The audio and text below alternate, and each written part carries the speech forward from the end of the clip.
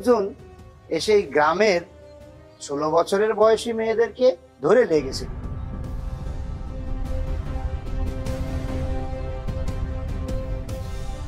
তারপরে বুঝতেছেন তো ব্যাপারটা, আমাগো সমাজ এটা মেনে নেয় না। আর ওই মাইয়াদের বিয়ে দেওয়ার জন্য এই চিন্তায় বাবা মার চোখে ঘুম নাই। আসলে আমাকে এখনো ভয় কাটেনি। আপনারা দরবেশ মানুষ, তাই কোনো ভয় নাই।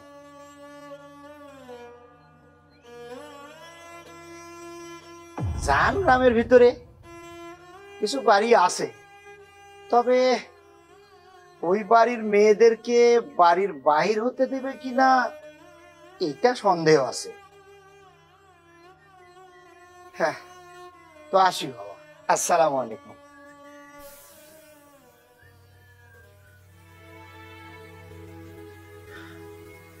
চলুন সুলতান। না পারবে, চলো চলো ফিরে যাই। কেন সুলতান? আমি আমার অজান্তে গ্রামবাসীর এতটা ক্ষতি করে ফেলেছি, এটা নিয়ে আমি ভেবেই দেখিনি। আমি কি করলাম? কিন্তু সুলতান, আমরা তো তাদের কোনো অসম্মান করিনি। নারীদের অসম্মান কিসে হয় তা রাজদণ্ড দিয়ে বিচার করা যায় না পারবে। সমাজের একজন হয়ে, পিতামাতা হয়ে সেটা অনুভব করতে হয়। আমার হৃদয় আজ ভারাক্রান্ত, আমার কিছু ভালো লাগছে না পারবে। চলো ফিরে চলো। তাই চলুন সম্রাট, আমারও এতে দোষ কম নয়। যদি পাপ হয়েই থাকে, আমিও তার সমান অংশীদার। না পারবে, তুমি শুধু পরামর্শ দিয়ে থাকো, আর তার সিদ্ধান্ত নেওয়ার ক্ষমতা বলো, অধিকার বলো, সেটা আমার। তাই তুমি দোষ মুক্ত। তাই এর কোনো একটা উপায় খুঁজে বের করতে হবে।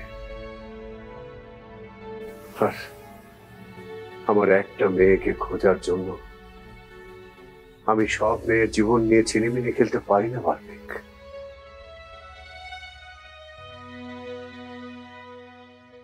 তাহলে কি আমরা কাজল রেখাকে না খুঁজে ফিরে যাব?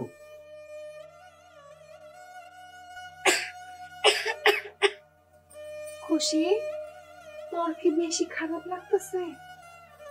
খুব কাশি হইতাছে আর খুব মাথা ব্যথা করতেছে।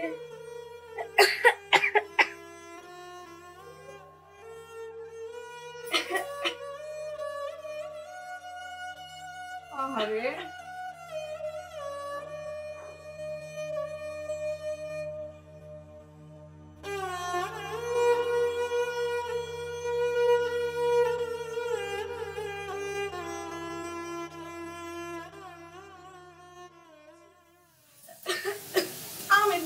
না, ওর বাপ মা এখনো ফিরাইলো না কেন?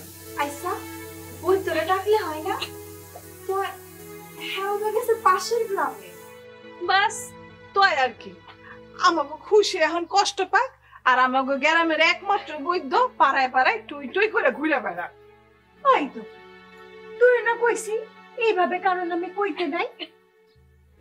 হ্যাঁ, তো কোনো চিকিৎসা বিদ্যা করতেই গেছে, তাই না? এমনি এমনি তো যায় নাই। সব প্রাণীরই তো মূল্য আছে।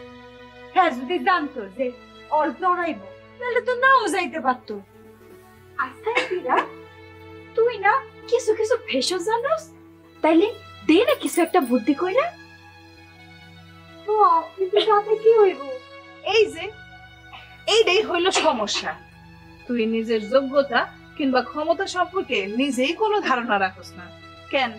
মনে নাই সেইবার মঙ্গলা মাসিরে তুই কেমনে ভেষজ দিয়া ছাড়াই ফেলাইছিলি?